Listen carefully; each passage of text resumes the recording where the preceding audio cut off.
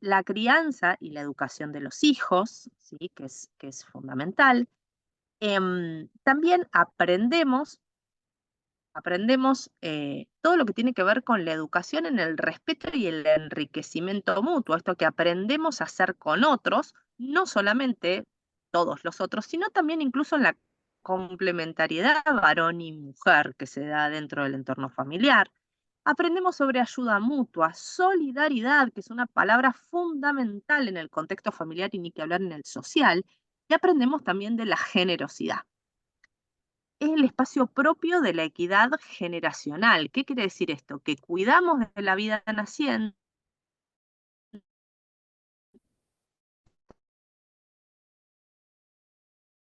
y a su vez cuidamos más adultos, es ese espacio de acogida y de amor para estas etapas tan distantes de la vida, que en lo social, si queremos, esto después también se transfiere a lo que tiene que ver incluso con lo económico, como contaba, en cuestión de jubilatoria, ¿no? Todos los que trabajamos para dar atención a los que son jubilados, pero fíjense que esto se da naturalmente en el entorno familiar. Aprendemos de la gratuidad, esto que yo les decía recién, ¿no? Somos valorados por lo que somos y damos gratuitamente.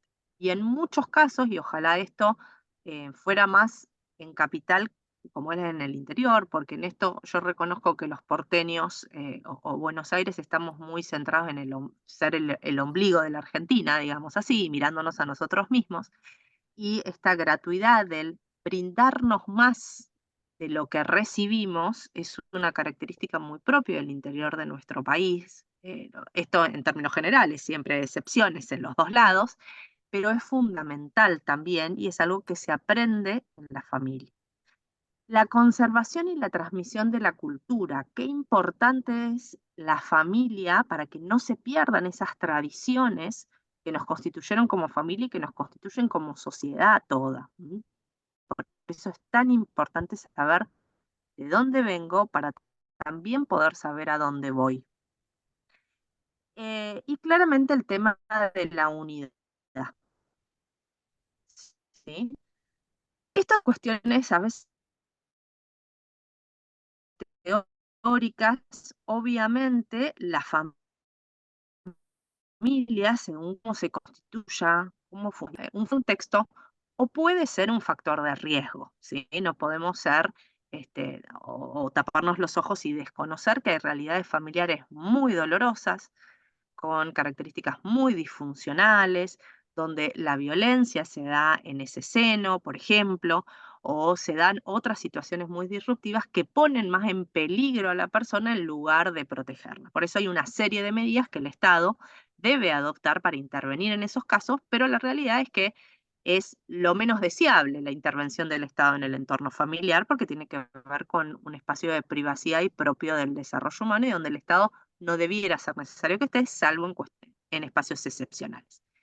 Y es en este segundo elemento justamente en el que yo quería detenerme en cuanto a las funciones de contención, ¿sí?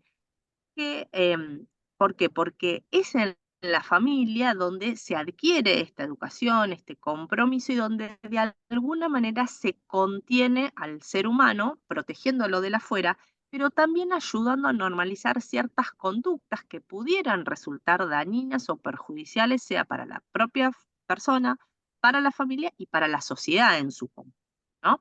Entonces, en la familia se aprende el autocontrol para poder convivir en sociedad.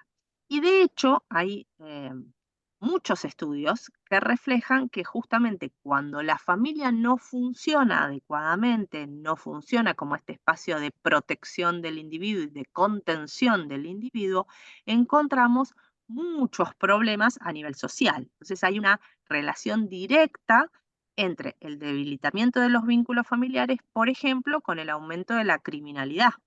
¿Sí? Hay muchos estudios que se hicieron, por ejemplo, en entornos carcelarios, donde se ha demostrado que la proporción mayoritaria de la gente que se encuentra encarcelada es porque tenía algún tipo de disfuncionalidad familiar, o no tenían a su madre y a su padre, o tenía una conflictiva propia interna, incluso de violencia dentro del entorno familiar. Entonces, bueno, ahí tenemos un ejemplo concreto.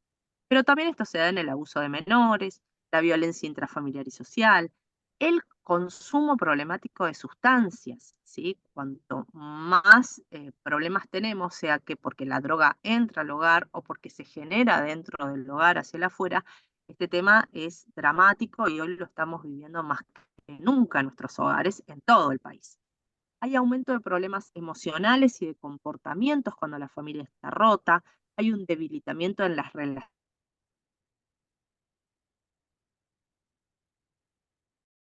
que no es querido, el niño que está preocupado todo el tiempo por la situación que se vive en su casa, es muy difícil que pueda aprender. Porque su cabeza está pensando en otra instancia, ¿no? Está en otro mundo, por así decirlo. No porque no tenga la capacidad, ¿no? Sino porque el contexto en el que está viviendo le impide concentrarse en aquellas cosas que son prioritarias para esa edad propiamente, ¿no?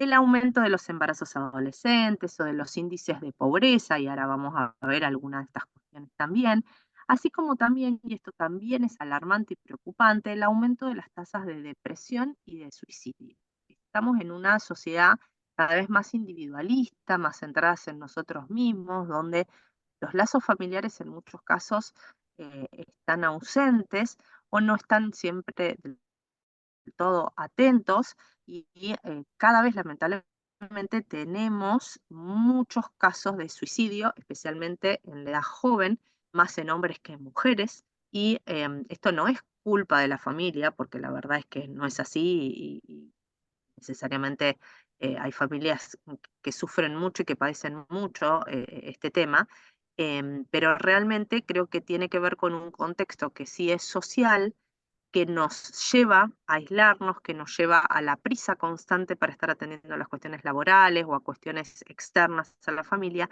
y que a veces nos priva de poner real atención a lo que sucede en nuestros hogares, ¿no?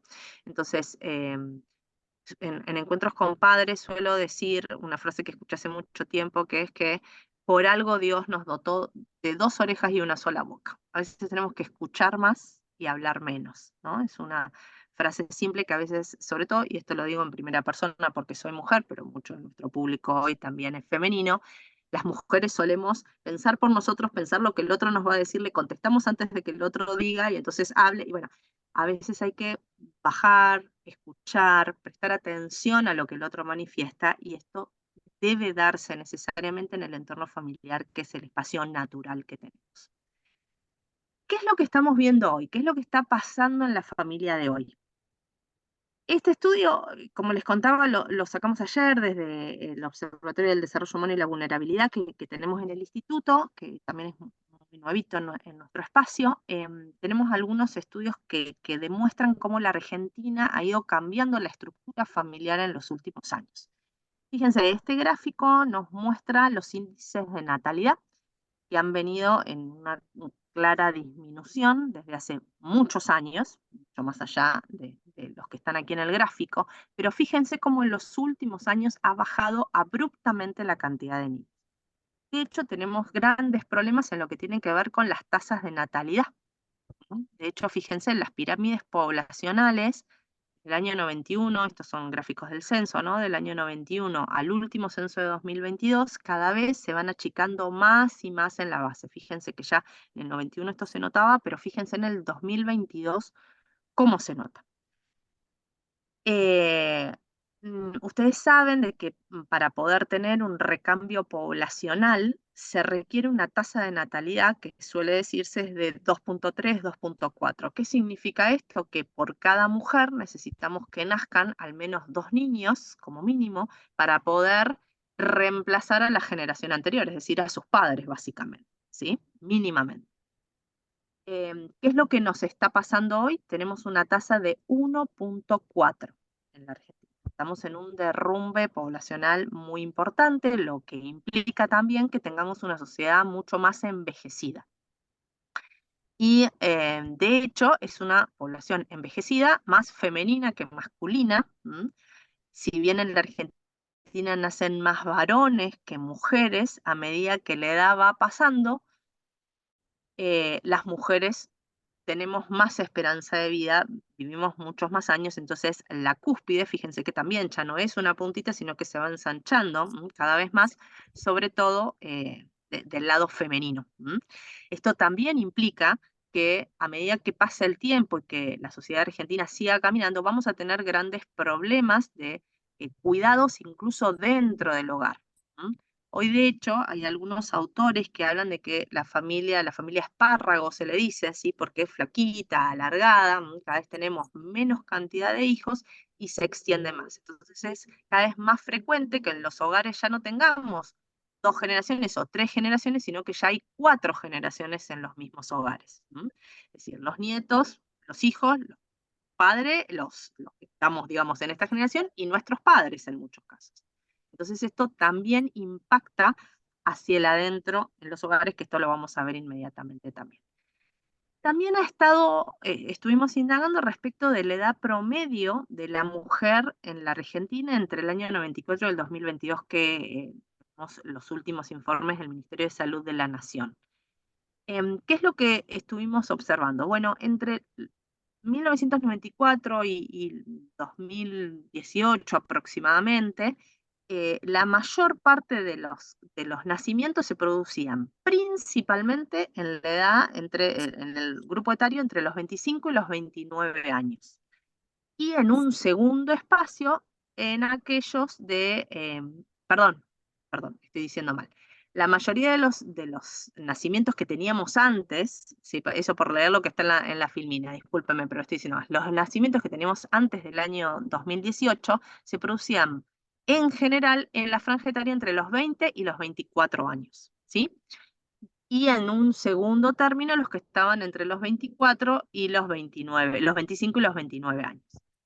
¿Qué es lo que está pasando? Bueno, en los últimos años todo esto se ha ido corriendo y específicamente en los últimos años, ya desde el 2021 preponderantemente, pero ya antes veíamos también un pequeño margen que se iba corriendo, las mujeres están teniendo más hijos entre los 25 y los 29 años, ya seguidas por el rango de los 30 y los 34 años.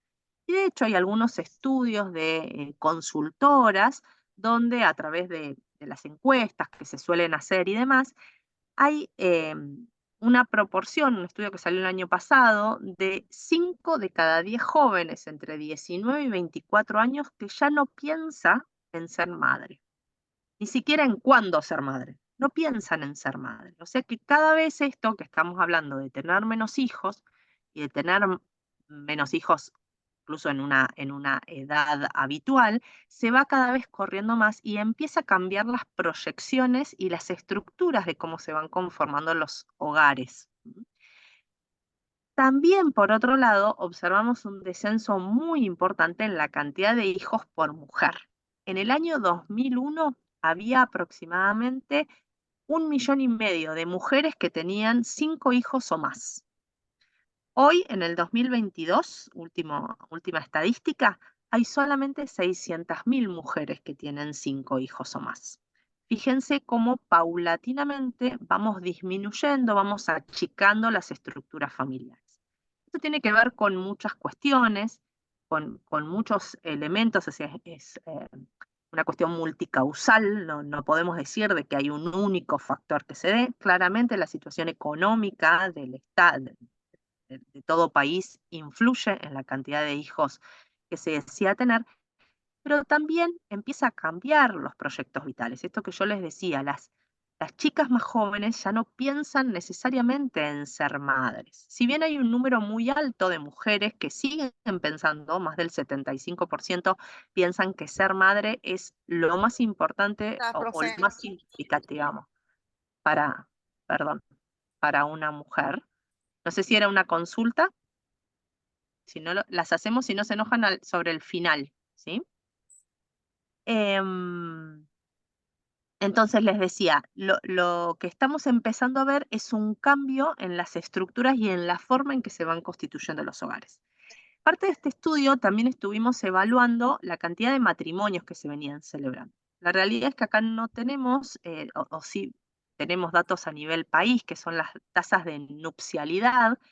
Esto también se ve un descenso muy claro en los últimos años, cada vez se casa menos la gente. Y acá esto que les traigo es una muestra simplemente de la ciudad de Buenos Aires, ejemplificadora, pero muy interesante en cuanto al gráfico. Fíjense que las tasas de divorcio en general, en los últimos años, el divorcio en la Argentina se aprobó en el año 84, por eso está ese pico al principio. Em, pero en los últimos años siempre está en una franja bastante igualitaria. Fíjense que suben y bajan, pero no está demasiado lejos, mientras que el matrimonio sí, viene cayendo abruptamente. Ese pico que encontramos es claramente el 2020 con la pandemia, donde hubo menos matrimonios y menos divorcios también. Pero fíjense que hace 30 años, en 1994, había una proporción de 36,6 divorcios por cada 100 matrimonios. En cambio, en el 2022 ya tenemos una tasa de 48% por cada 100 matrimonios. Es casi estamos en un 50% de esta tasa. Esto se refleja también hacia el interior del país, en distintos estratos, ¿sí? Pero la realidad es que esto también nos va marcando las formas. Y de hecho la gente también ha migrado a nuevas formas de unión que hasta hace varios años atrás por ahí no eran tan bien vistas socialmente, si queremos, que eran las uniones conyugales, ¿sí? Las simples uniones que se daban, y en 2015, como ustedes saben, se reconoció en el Código Civil las uniones convivenciales. Esto también abrió la puerta a la posibilidad de registrar otro tipo de uniones que no son solamente los matrimonios, ¿no? Entonces esto también ha ido produciendo un cambio. Acá realmente hay mucho trabajo que hacer para, para entender qué pasa con el matrimonio, por qué es importante el matrimonio. Es lo mismo el matrimonio, es una cuestión de papeles del matrimonio simplemente, estoy casado o no estoy casado, ¿no? Y cómo esto va también en miras a los divorcios también. Hoy los divorcios están más bien centrados, por lo menos en Ciudad de Buenos Aires, están más bien centrados en parejas de 20 años o más de matrimonio. Un número raro, porque uno dice, bueno, por ahí los más jóvenes que no se dieron cuenta, se casaron rápido, qué sé yo, y sin embargo, las parejas mayores son las que se divorcian. Y acá esto, los que estudiamos un poquito del tema, creemos que tiene que ver con que el proyecto de haberse casado era tener hijos dentro de una estructura familiar. Y cuando los hijos crecen y ya van dejando el nido, de alguna manera, se pierde ese proyecto. Ya mi proyecto no es la familia o mi pareja o ese amor por el que contraje matrimonio, sino que eran únicamente los hijos, y ya no estando ellos no tiene como mucho sentido que sigamos juntos. Esto también es importante de trabajarlo en el AINTRA. ¿Cuál es mi foco?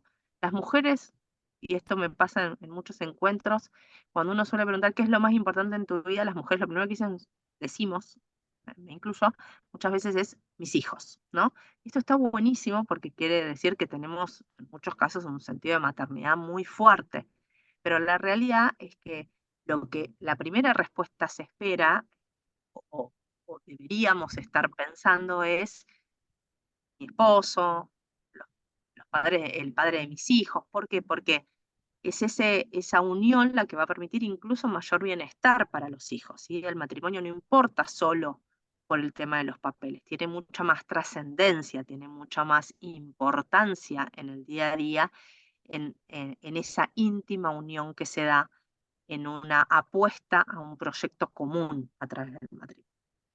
Bien, algunos otros temas que están también vinculados con esto es que en la Argentina, según el último trimestre del año pasado, en los hogares monoparentales, ¿sí? Es decir, donde tenemos un solo padre, en general son de jefatura femenina, más que la masculina, ¿sí? En 8 de cada 10 hogares monoparentales en la Argentina encontramos a las mujeres a cargo de estos espacios. Esto también tiene un peso muy importante en el tema de la pobreza, porque, bueno, sabemos de que incluso en distintos estándares los sueldos de las mujeres en muchos casos no son los mismos que los de los hombres. Las mujeres que llegan a cargos directivos todavía falta mucho camino por recorrer. Tenemos distinto peso incluso dentro de las empresas, las mujeres respecto de los varones. Esto es algo que se constata en distintos espacios y a lo largo y ancho de nuestro país.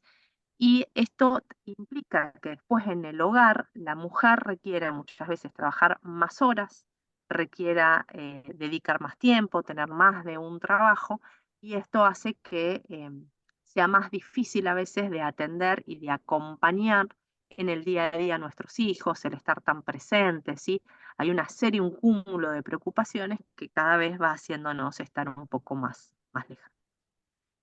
Y esto se une de alguna manera también en las tareas de cuidado. ¿M? Las tareas de cuidado las podemos clasificar en dos grandes áreas, si queremos. Las tareas de cuidado que tienen que ver con la atención del hogar, ¿sí? La limpieza, la cocina y todo este tipo de cosas. Em, y, pero más fundamentales son las tareas de cuidado que tienen que ver con el cuidado de quienes necesitan ayuda, los menores, los adultos mayores, los enfermos, los discapacitados. Esas tareas de cuidado recaen más específicamente también en las mujeres. Entonces, si bien en las últimas estadísticas vamos encontrando una tendencia a que el hombre empieza a participar un poco más en las tareas del hogar, todavía las tareas de cuidado de, de personas que necesitan de atención siguen estando mayormente a cargo de mujeres. Y esto también tiene que ver con el estrés que muchas veces sufren las mujeres en una cierta edad, sobre todo de los hijos.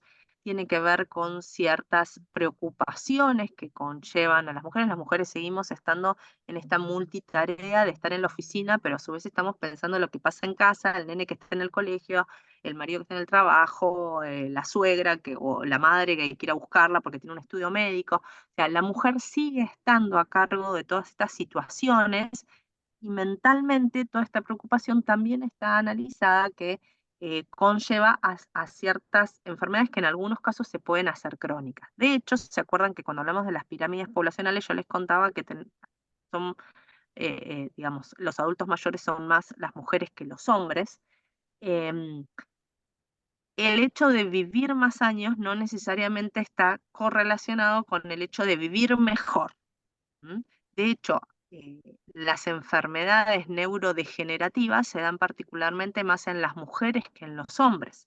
Por lo tanto, es muy probable que necesitemos de cuidado y de atención de mujeres, adultas mayores, ancianas en nuestros hogares y que tengamos que prestar atención a ese cuidado. Por eso les decía, si bien estos datos nos dan un parámetro social, esto claramente se da en el día a día de cada uno de de nuestros hogares. Y cómo poder trabajar esto es algo que requiere la responsabilidad y la participación de todos los miembros del hogar, ¿sí? No es solamente una tarea de mujeres o lo laboral fuera de la casa es solamente una tarea de varón. En este sentido, miren, les traía un pequeño estudio que se hizo, este es un estudio chileno que se hizo hace algunos años atrás. Interesante porque simpáticamente nos muestra también cuáles son los espacios que ¿Cómo muchas está, veces cuando profe? consultamos al hombre sobre las responsabilidades en el hogar, em, van modificándose. Fíjense, allí hicieron una encuesta y a la pregunta sobre si estaban de acuerdo o no con la frase, me gustaría trabajar menos si esto significara pasar más tiempo con mis hijos, 8 de cada 10 dijeron que Nos sí, que vemos, estaban de acuerdo. profe. ¿Sí? Y eso estaba muy bueno, está muy bueno, ¿no? Digamos, está bueno el pensar de que los hombres puedan estar más activamente en el hogar. A una segunda pregunta, donde se les preguntaba sobre si estaban de acuerdo o no de acuerdo con esta frase, que era dedico muy poco tiempo a mis hijos por motivo de trabajo, 7 de cada 10 estaban de acuerdo. O sea que entendían de que era necesario mejorar esta dedicación al espacio hogareño. ¿M? Cuando van en el estudio a algo un poco más concreto, eh, consideran ellos, fíjense, 6 de cada 4, igual era bueno, un número importante, que el rol en el cuidado de los niños, estos que requieren de cuidado, es principalmente como ayudante. Siguen sin verlo como una tarea preponderante y que también puede darse en el hombre, que no necesariamente tenga que estar al solo cuidado de la mujer. Cuando preguntaron sobre cambiar pañales, bañar o alimentar a los niños, 5 de 10 consideraban que era una responsabilidad de la madre.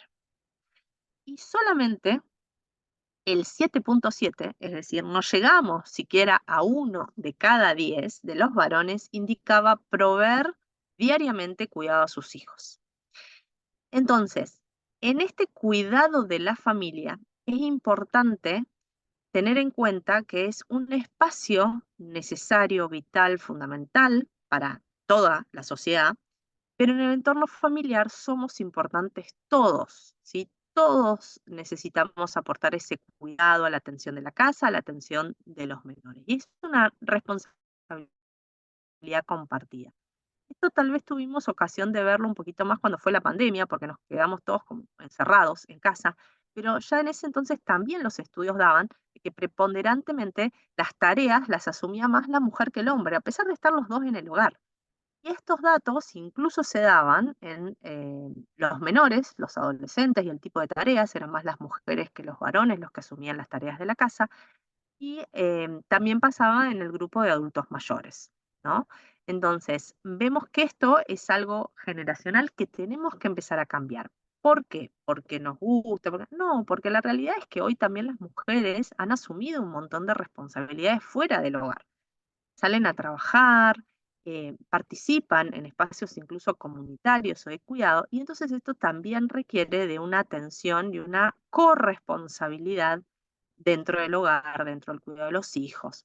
Y esto se está desarrollando y se está gestando y se está em, moviendo incluso en organismos internacionales. Fíjense que la OIT, la Organización Internacional del Trabajo, ya en el año 2009, estamos hablando varios años atrás, decía que la falta de distribución equilibrada del trabajo reproductivo, es decir, afuera del hogar, y la consiguiente sobrecarga de trabajo doméstico y de cuidado en las mujeres genera también consecuencias negativas para las familias. Estas experimentan, es decir, las familias, experimentan mayores dificultades para proporcionar una atención adecuada a niños y niñas, perdón, adultos, mayores y enfermos. Y de esta manera se priva a los hombres de participar activamente de la crianza de sus hijos y del cuidado de los familiares, minando sus lazos afectivos y su desarrollo integral. Entonces, ¿qué es lo que nos está proponiendo la OIT? Propone básicamente una toma de conciencia a nivel estatal para la generación de políticas públicas, a nivel empresarial, para pensar en políticas más flexibles que permitan a los hombres participar mucho más activamente de las cuestiones dentro del hogar, y también llama la atención a las familias para que este espacio sea de responsabilidades mucho más compartidas. Esto también implica que las mujeres, perdón, voy a ir paso a paso. El Estado, políticas, dije.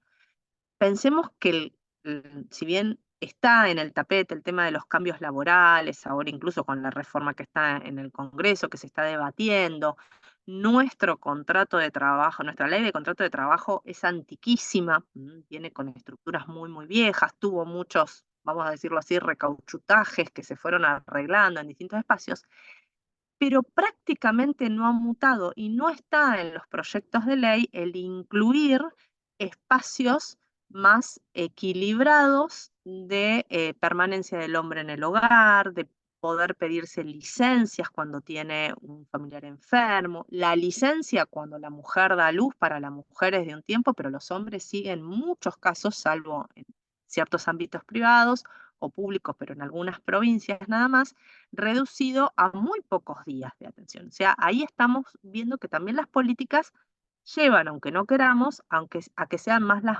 madres que estemos más a cargo de los hijos. A nivel empresa, bueno, esto también puede flexibilizarse con políticas institucionales que permitan mucho más este espacio, esta participación del hombre, o sea, que no debiera por qué nadie sorprenderse y decir, che, mira, necesito tomarme el día porque tengo que acompañar a mi hijo a la escuela, porque hoy pasa esto, porque, ¿no? Y no debería estar mal visto. Lo mismo que el ascenso de las mujeres, el hecho de pensar de si va a tener o no va a tener hijos, que no es un limitante para su progreso, su desarrollo. Y a nivel familiar, tenemos que ser muy conscientes de que el hombre o los niños no es que ayudan a la mujer en las tareas del hogar, sino que asumen esas responsabilidades compartidas, esta corresponsabilidad. Y las mujeres también tenemos que aprender a dejar hacer. Las mujeres muchas veces somos de decir, no, las cosas hay que hacerlas así y como él no las hace así, mejor las hago yo. Él, me refiero al esposo, a los hijos también, ¿no? En muchos casos. Bueno, la realidad es que también tenemos que aprender a ser un poquito más flexibles, a entender de que a veces lo importante es que las cosas se hagan, tal vez no están perfectas o de la forma que a mí me gustaría, y que el otro, cada uno de nosotros tenemos formas distintas de hacer las cosas, pero en la medida en que no damos esos espacios de participación, muy pocas veces del otro lado pueden tomarlo.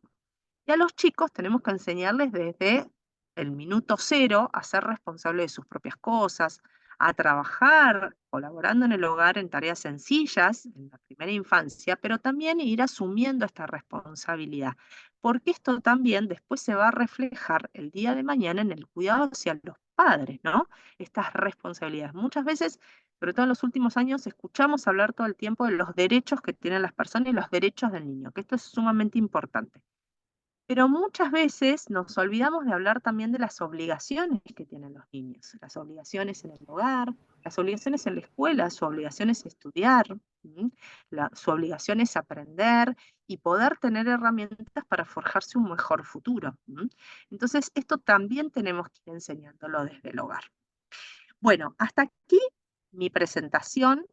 Quería escucharlos a ustedes, espero haber ido suficientemente rápido, perdón, y escuchar un poco sus preguntas y participar un poco más del intercambio.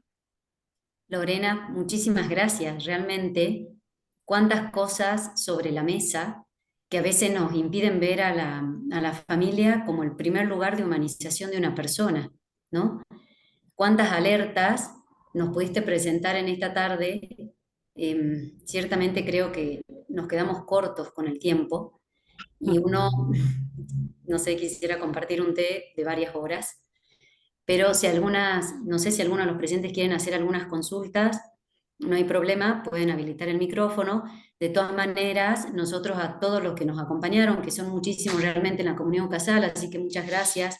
De nuevo, gracias a la Dirección de Recursos Humanos por permitirnos este espacio, el vicerrector de formación. Vamos a, digamos, a transmitir un formulario para que nos puedan asentar consulta y te las haremos llegar y seguramente eso Con dará todo gusto. lugar para otra invitación formal. Si alguien quiere aportar, ¿no? Bueno, bueno, entonces muchas gracias, Lorena. Por Gracias favor, por esta tarde, gracias por tu tiempo, lindísimo, y por haber compartido con nosotros también parte de una investigación que forma, digamos, que integra la universidad de ustedes, así que muy generosa también en los contenidos. con gusto y quedo a disposición. Después te comparto la presentación para los que los interese tenerlos, los que somos más bichitos de biblioteca, así que aquellos que quieran, con muchísimo gusto. ¿Mm? Bueno, muchas gracias, te mandamos un fuerte abrazo desde acá, te despedimos con todo el Igualmente. cariño de siempre y nos veremos próximamente. Gracias a todos los que nos acompañaron. Hasta Hasta el luego. próximo jueves. Chao, hasta luego. Chao, muchas Gracias. gracias. Gracias. Chao, chao, chao. Chao, muchas gracias.